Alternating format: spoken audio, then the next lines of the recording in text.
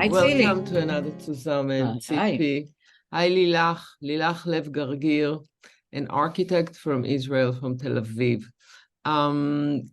One of the side effects of the war now in Israel and Gaza is that the citizens basically cover the minuses of this government that melted all the system in Israel and basically dysfunctional. And many citizens were moved away from the Gaza area and from the north area near the Hezbollah, and they're living in hotels all over Israel. And Lilach and a group of other colleagues. Which part of Achim L'taf? No, this Lilach will tell. Okay. But the thing is that many Israelis, based on the previous few months of the rallies in Israel, many Israelis gathered and they took over and they function instead of the government. And now they continue. So Lilach and other colleagues created nurseries and for all the kids that were taken away and basically moved to the hotels. So, hi Lilach. Hi, Lilach. Hi. Tell us a little bit about it.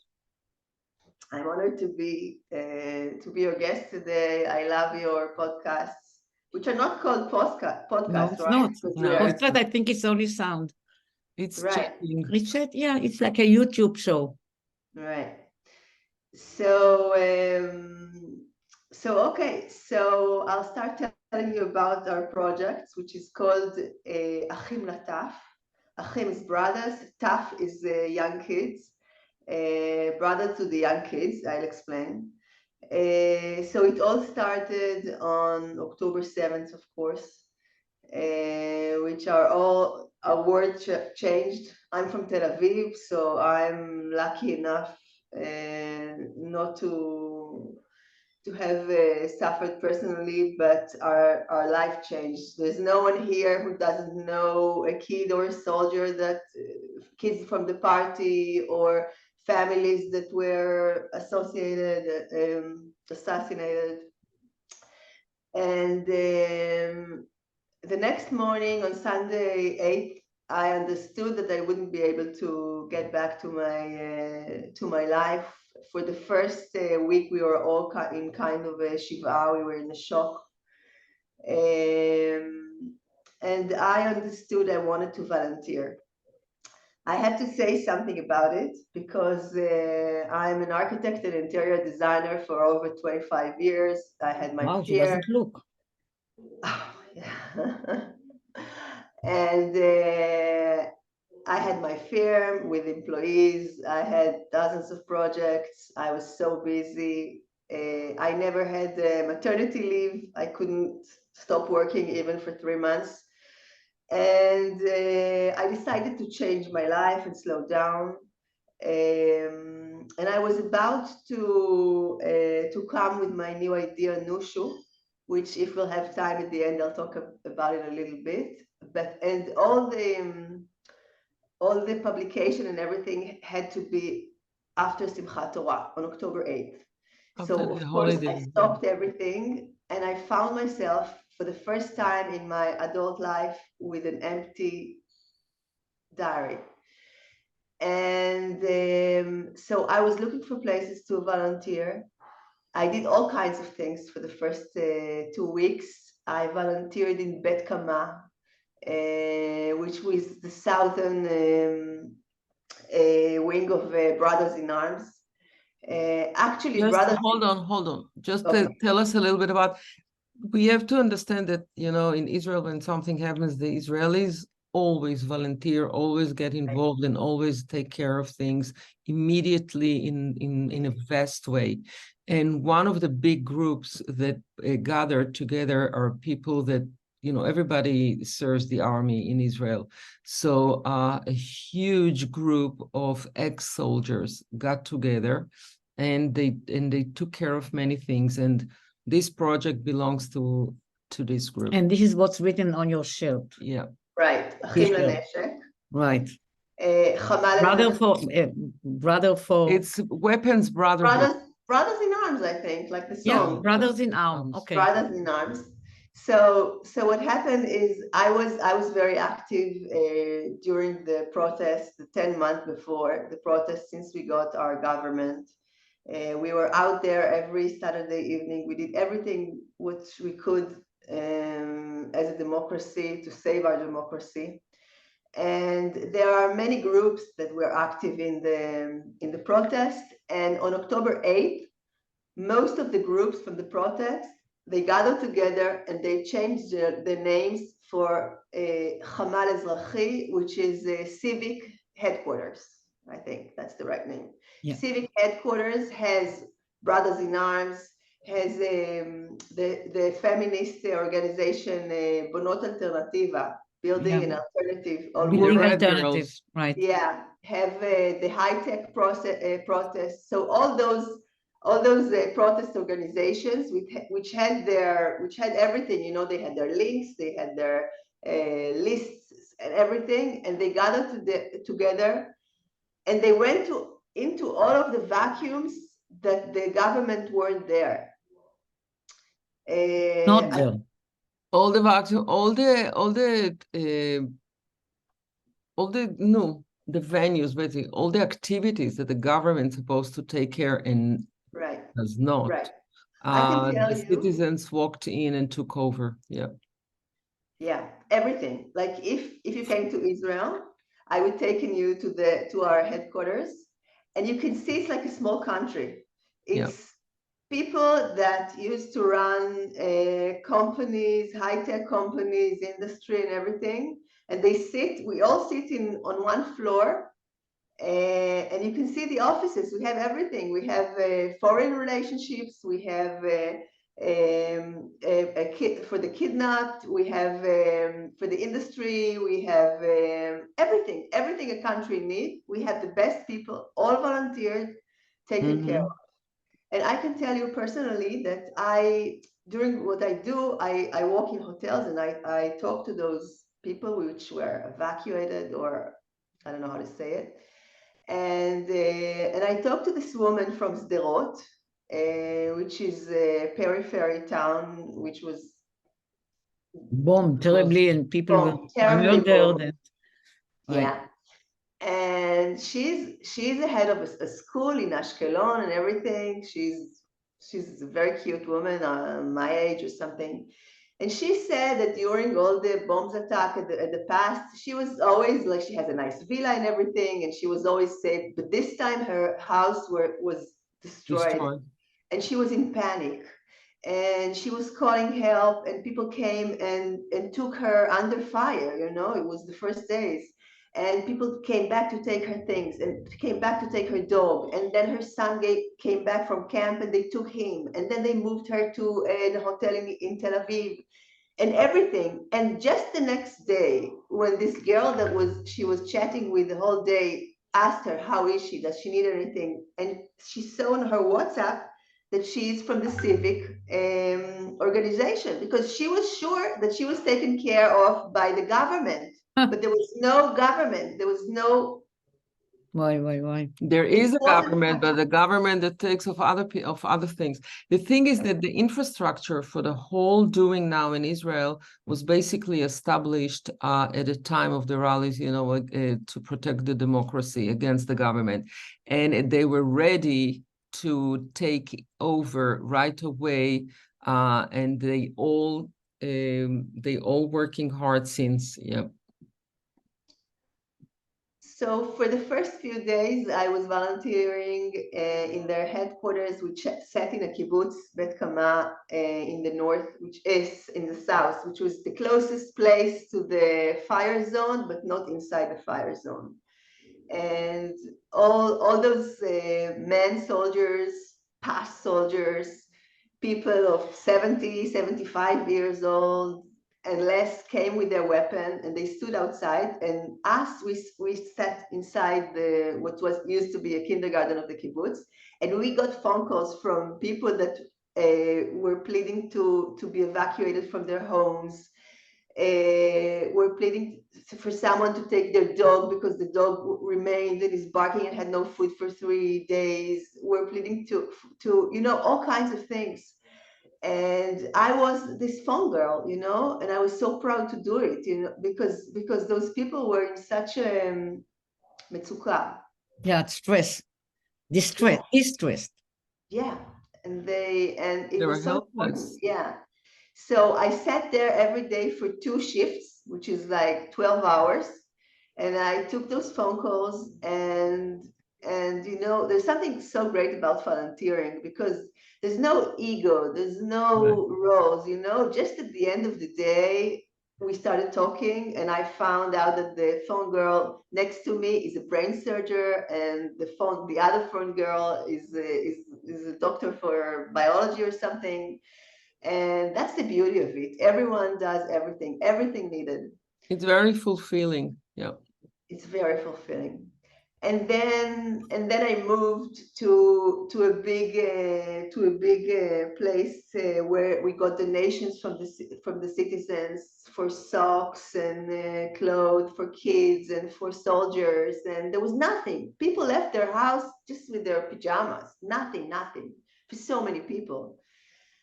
And then I even started cooking, which is cooking for soldiers. My brothers, they said they heard it. And after they finished laughing, they said, haven't the Jewish people suffered enough? Like, you can't, it's not true that that's what you do, because I'm a horrible cook.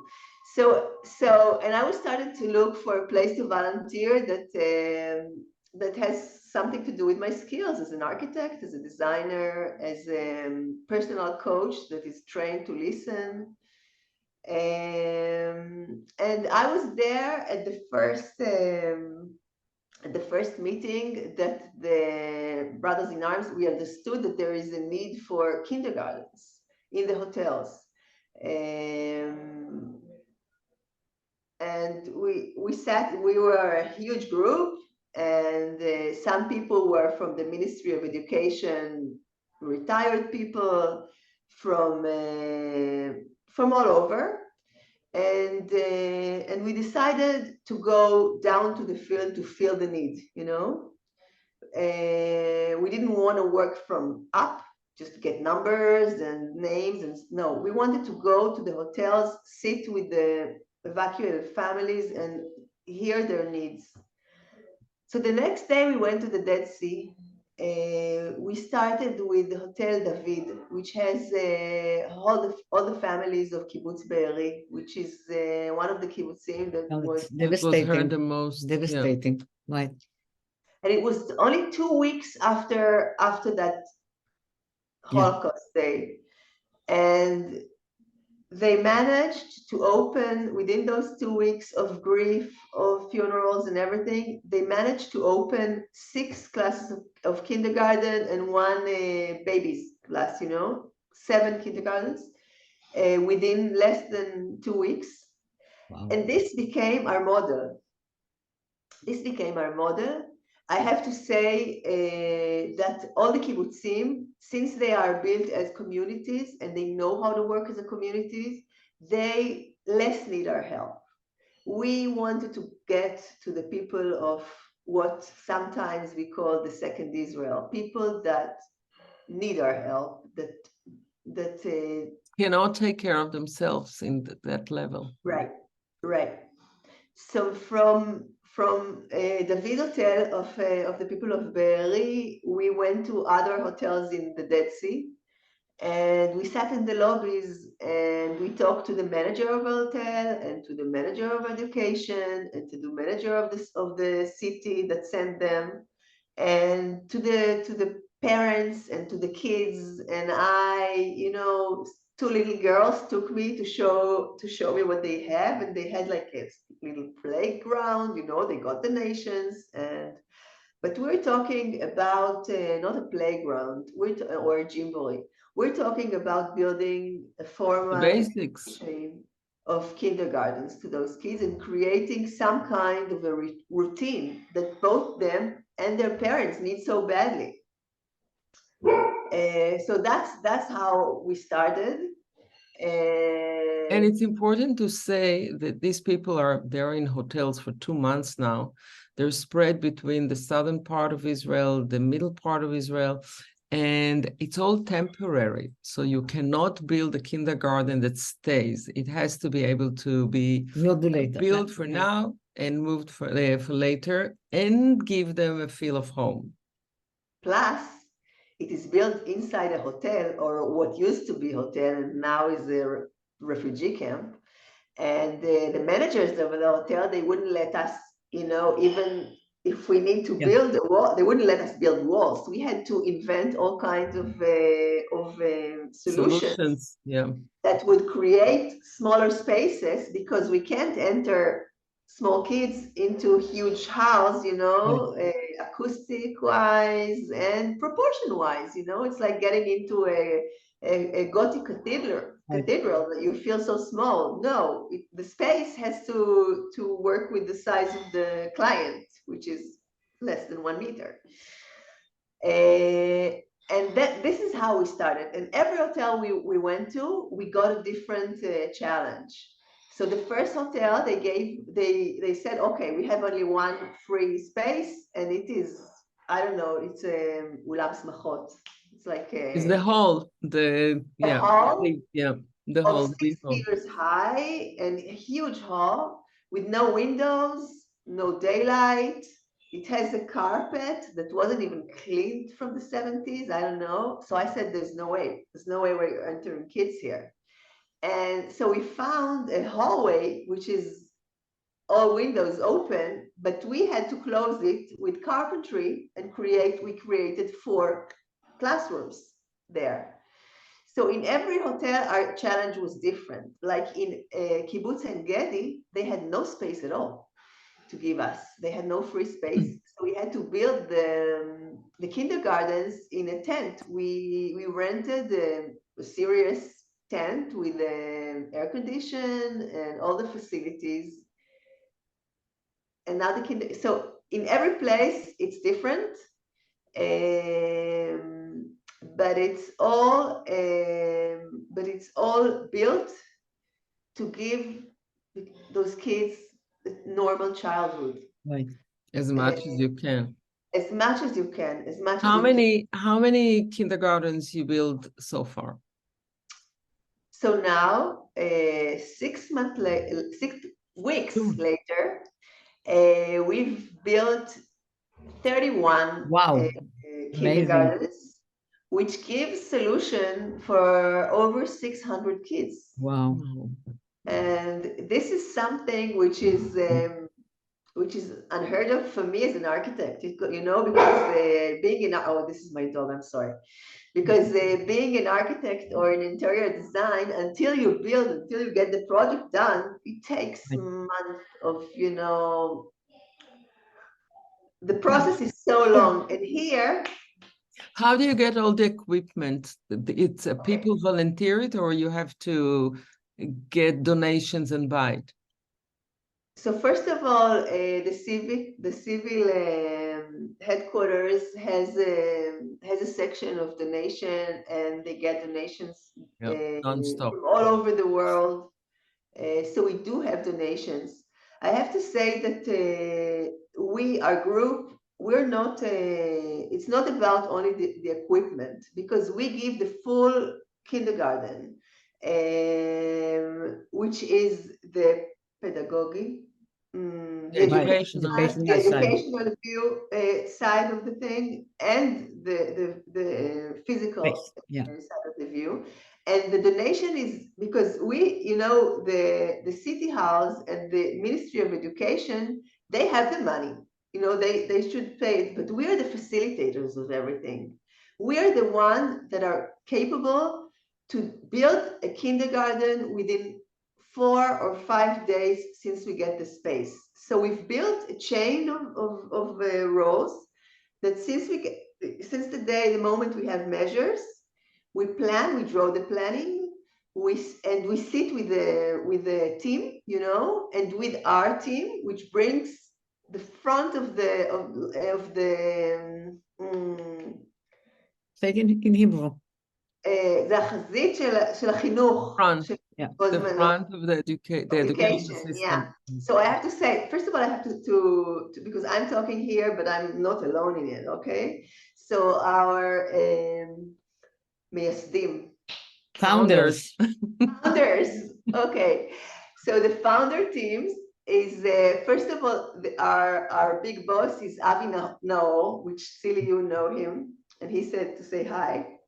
And he's a very special man, and he's in philanthropy for many years, and he's won the main prize of Israel. He founded a movement that he lost his kid in a car accident. So after that, he founded a movement that fights the accidents in Israel. Yeah. And he's involved in many projects regarding education for youth, and so he's leading. He's our engine, and then there's Neil Golan and myself. I represent the physical side, and Neil is an educational top person. He's built many kindergartens in Israel.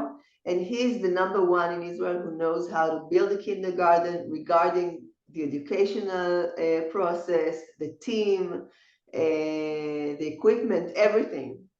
But so, Lilach, they don't have the educational people with them from the communities.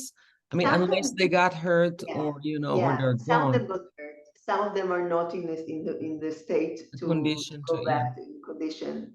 And I have to say that many of them are just all over the place. So like Kiryat Shmona and Sderot, they are in 3 different cities, in thousands of hotels. So one of the teachers is there. Right. So, but sometimes there is a base of a team, and we help them to find other team people, which is hard even in regular days. And we help them to get, we don't get into the content, we don't tell them, this and this. No, we just help them to cope with problems that appear in kids at the time of war. And we even have to tell about it. Hadas Leibovich was in one of your podcasts, right? So we did a project together, Hadas Leibovich, with her. She's an author for kids, writer, and they bring us boxes of books, which they chose otzrut, like you choose art. They curated the books that basically fits the situation that can right, because today everything is a trigger for the kids. Think of it. I'm not talking about the monsters or bad people, even a home. Everything reminds a story about your home or about your perfect family is a trigger today. So even the books that we put in the libraries that we saw in the kindergartens, we think of everything. We are a big team. Lilach, I want to ask you something. And don't get me wrong, I'm not taking away at all from what everything is being done. And I know the spirit and I know the character of everybody. Do you think, and it's true that it's needed now, and the only way to get it immediately, it's the way that it's done in Israel. But do you think that by taking over the government job and give them the solution, isn't it pushing them away to keep working for their own sake without taking care of us? For your own agenda. Or you think it's now that everything is set not to do anymore and fight the government with all forces till they disappear? What do you think is more necessary right now?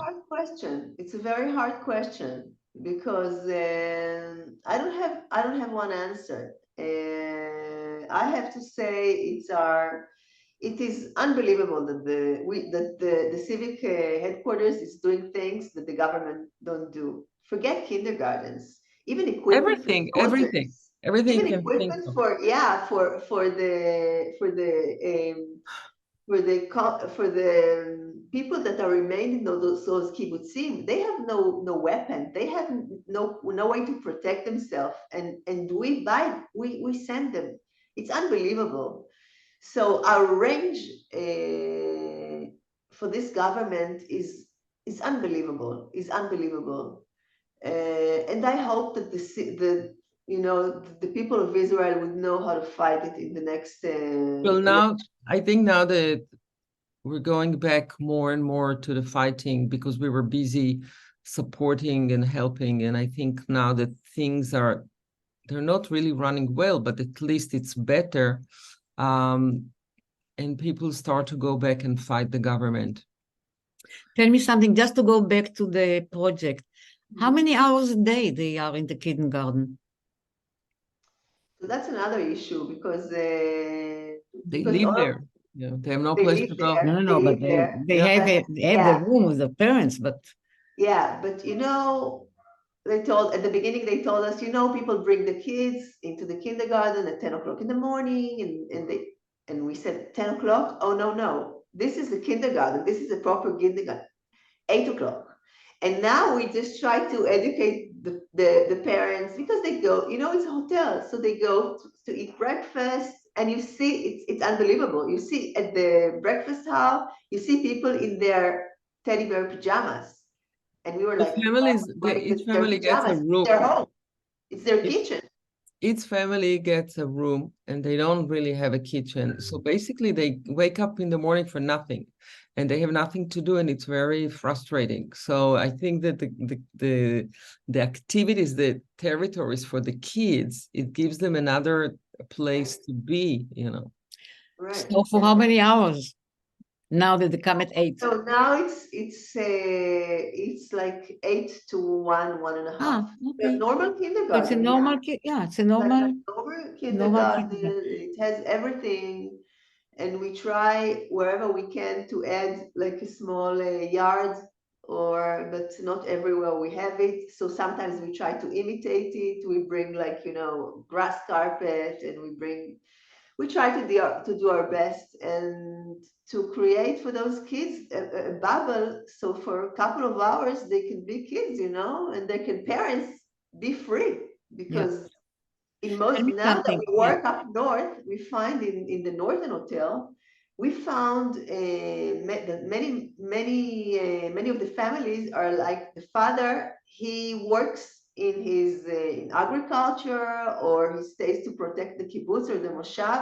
So in the hotels, for most of the week, there is a mother and kids, Mother mothers and and Right. kids, and the mothers, you know, they need those few hours. Right. And the fathers, they get back to the hotel only during weekends.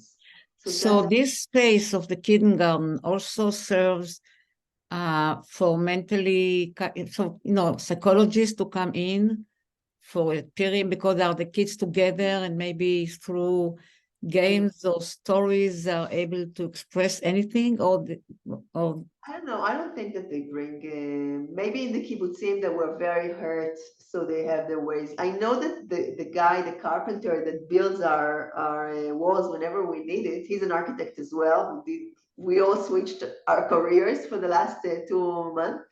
And I know that in some of the kibbutzim, he kinds of, you know, you go to a lobby of a hotel, and he builds, it's like it looks like in churches that you have this cell for, yeah, you know, and this is a place where people, confession. yeah, confession cell, a little bit bigger, and this is the place for people to sit with their therapist or psychology. There are Because many they don't have therapists that empty are spread rooms. everywhere to support Right. everybody. Yeah, and you need a small space, intimate, so that you just build cells in the lobby of the hotel, that, you know, we work with what we have.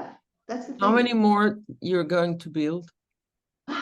It's the biggest question, because we always feel that, okay, that's it, we finished, and now our people are going to get back to their homes. So first of all, we don't know when is it going to happen. We assume that for the kibbutzim and the cities down south, it's going to be faster, but we don't know. And we start planning now our next project as building their kindergartens, taking the equipment and building the kid at home.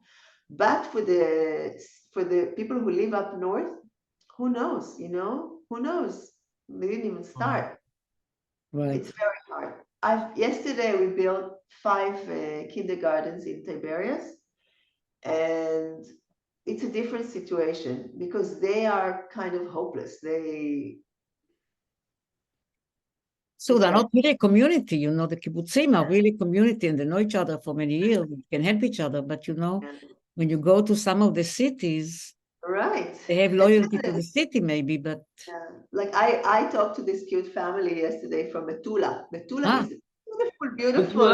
Metula is a community. Place in the north of Israel. But they know each other more than other. Yeah. It's an old. So how was it? You know, they see the houses in Lebanon. They live so close to. When there are bombs, most of them don't even fall there because they're above their heads. Yeah. Above their head, but it's so close. They can't come back. They can't go back. The North people were taken into Israel because they're afraid that the Hezbollah will invade exactly like the Hamas in Gaza. So in order to protect them, they took them away, but nobody knows how long it will take and nobody knows what will happen. I guess that it's really amazing because I can picture myself, if I will come to one of these kindergartens that you built, I will see what we call normal kids playing and, you know, not depressed or because they're kids, you know, and so their joy. I'm grateful that this is my volunteering, that what I found, because then we go back to those kindergartens and, you know, this situation, it brought us very weird opportunities, like this social opportunity of merging, you know, different societies.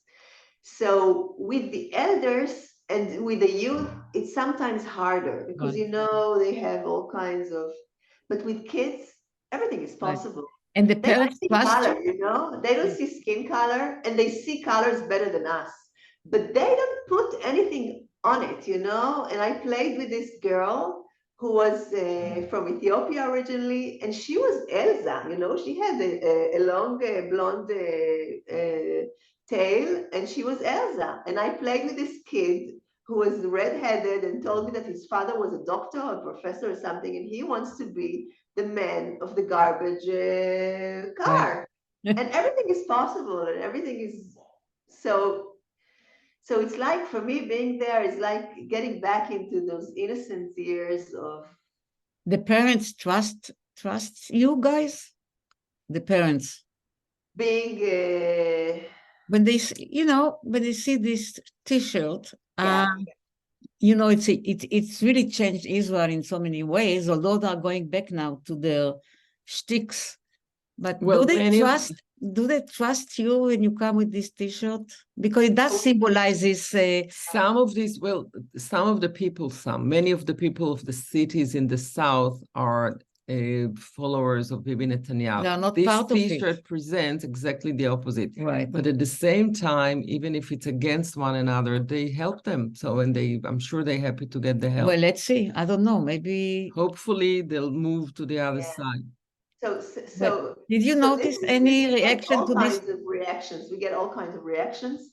At the beginning, we were even afraid to wear our T-shirts, and now we insist on wearing the T-shirts because we, you know, we donate, we volunteer, you take care. We think of the kids, but we do have an agenda. Right. We don't have a political agenda, because even if in this organization there are people from the right wing, left wing, I don't know, but we have a democratic agenda.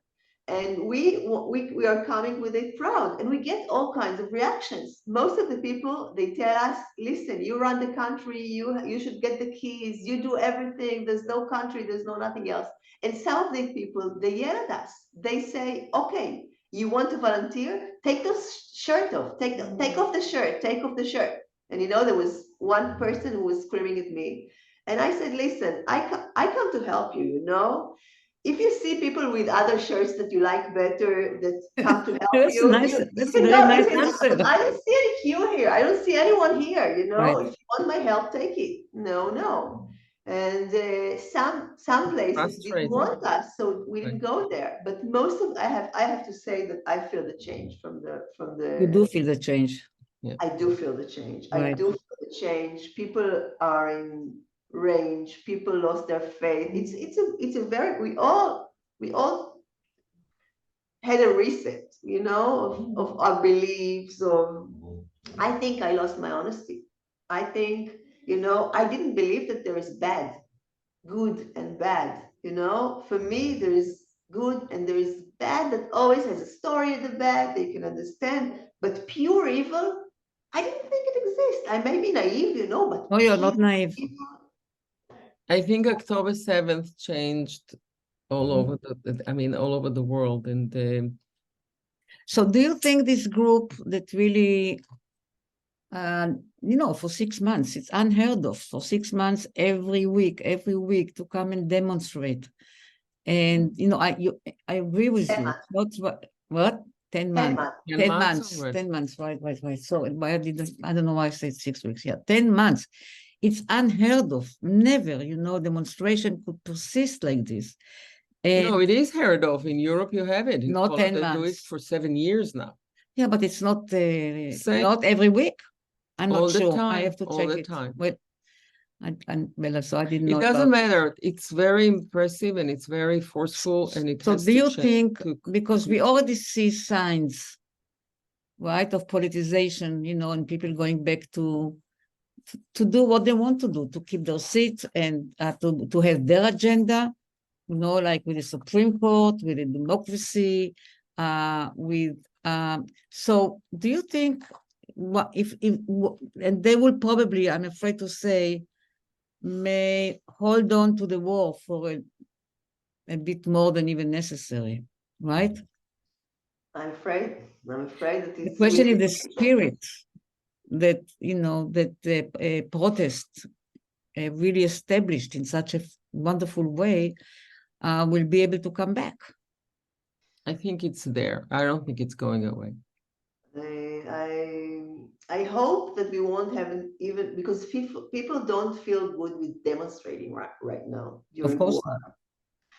Or with subjects that are within almost in the consensus, like the people that were kidnapped. Yes, we are all there. We are there with them at the weekends. We've lighted every evening of Hanukkah. We light their candles with those families. Many people go with them to Jerusalem now, but no one is a pure on a politic issue now. But I don't know. I didn't trust this government before, and now that they have the will and we are on war, and most of, you know, like I'm in that age that all of my friends, their kids are in Gaza now. Right. We don't sleep. We don't sleep at night. I can't explain it. No wonder. How can you sleep at night? Hadas Leibovich, her kid, is in Gaza from the beginning. She didn't talk to him for a month and a half. It's unbelievable. Right. It's like Russia in the First World War. Right. And I think that the history is it's funny, you know, because if I go back to the foundations of Achim L'taf, of our group, so on the WhatsApp we have the foundation generation, okay? A generation is 25 years, and we know each other for 6 weeks, but we are for 7 days a week. We're together. We're so passionate about the things that we do, and we say it's like a fold of time, you know. In those 2 months, we had everything. We had like the pogroms, like they were in the 19th century. Right. We had the Holocaust. We had the Choma Migdal that we built within a night. Things we had. Just with the history of the century, right? Yeah, that work in agriculture. Now you see everyone, you know, picking. Yeah, but you know, you need leaders. It's not, we have the people, of course, we have a lot of people, but we do need some leaders. I understand that one of you guys now talking about establish a political party.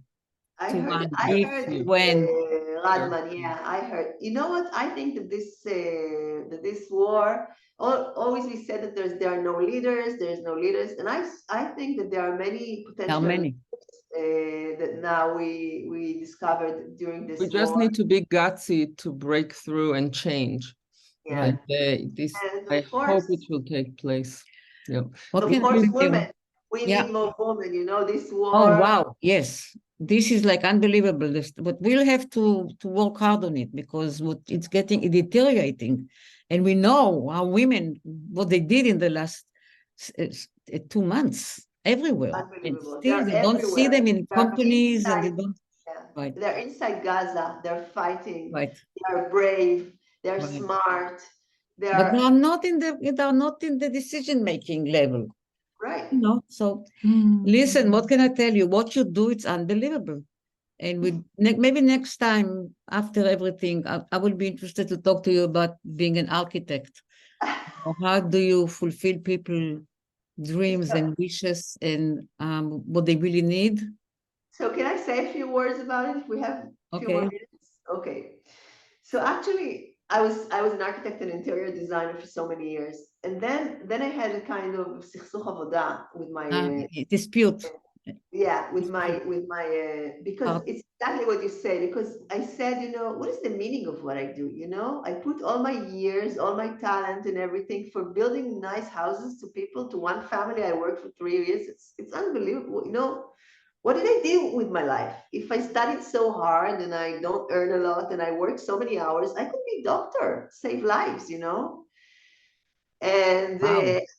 yeah, and so I left my own firm, that mine and Elon's, we're together. Our firm is called Lev-Gargir Architects. I'm the Lev, I'm Lilach Lev. And I left it, you know, and from a point that I see more possibilities, that I say, you know, for 25 years, I just did this, but I want to do more things in my life. So I started coaching and everything. And for the last 2 years, I was working on my project Nushu, which is teaching. I give lectures for many architects and interior designers, and I see what happened to this profession here during the last years. It's went down, you know. Once being an architect, being a doctor is like, and now there is a Shift. and one of the reasons is that being an architect or a designer you need to know so much, you know, the knowledge. And now with people making all the shortcuts and learning for 3 months or 6 months or even 1 year. Especially interior design.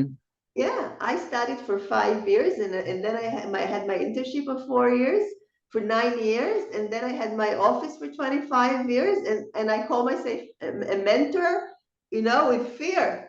Being a mentor, and I see people after 2 years of experience, they are mentors.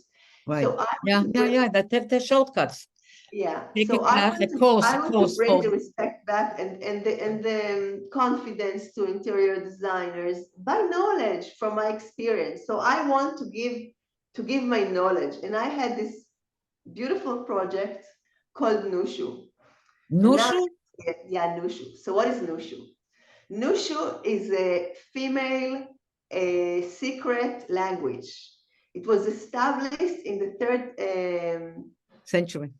century in China, in Honan in China. And it's like, it's a writing that only women knew. And it was brought from woman to her daughter, from women to her daughter for all those years. And, you know, like there's a legend that one of the girls of the Caesars invented it in order to keep in touch with her sisters and her family. And she moved her, you know, to the guards so they won't understand. Anyway, it was discovered to the West only in the 1980 something.